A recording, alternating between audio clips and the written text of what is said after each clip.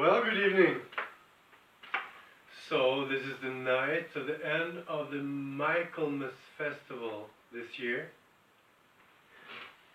A festival hardly understood by not even the few that do celebrate it.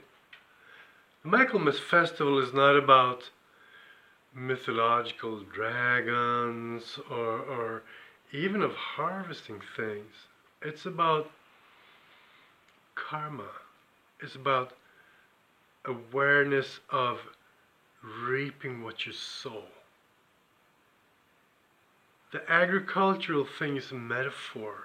It's a good metaphor. It's about cultivating, taking something and, with a labor of love and cooperation with nature, you turn that into something else. You bring out qualities that lay latent and dormant in whatever you have and bring them out in according with your vision of what you want to have happening.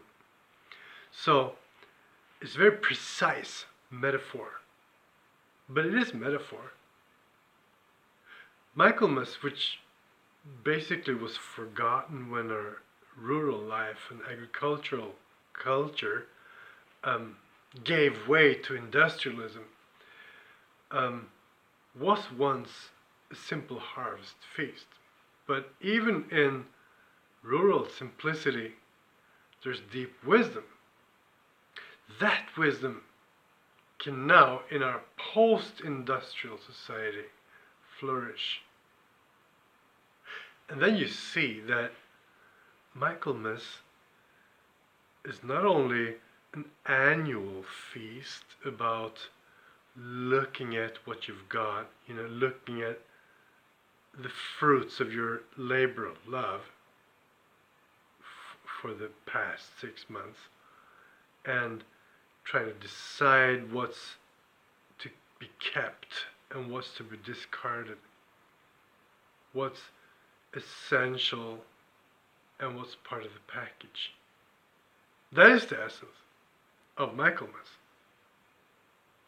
But it's not only this annual thing of a festival season that actually completes the cross in the wheel of the year, with Christmas and Midsummer as the one beam, so to speak, and Easter and Michaelmas as the other beam, the equinoxes, the solstices and the equinoxes, if you will. It's not only that, it's also an awareness that our culture is moving to its harvest time.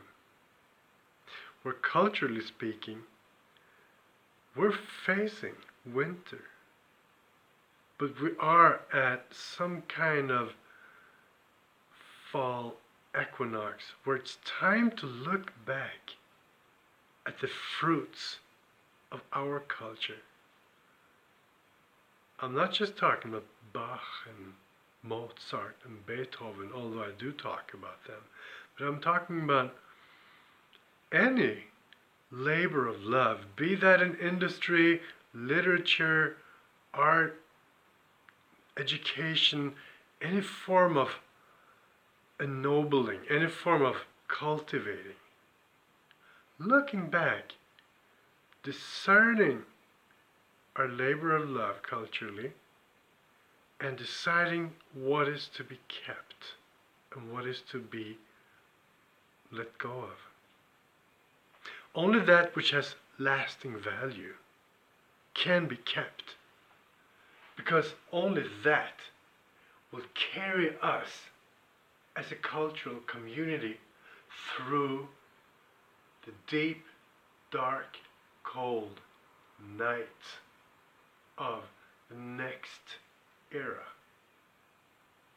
This era is the era of Michael, starting from industrialism, when rural life gave way to industrialism.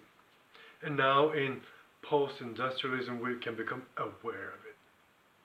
But it'll be a few centuries of this, where we have to fill our barns and bringing the fruits past the thresholds of our barn, and then threshing it, discarding, the sheath, keeping the core, keeping the essentialities of our cultural fruits in our barn, and then just hibernate, cultivate inner qualities, and living off of what we once were able to create until the next spring.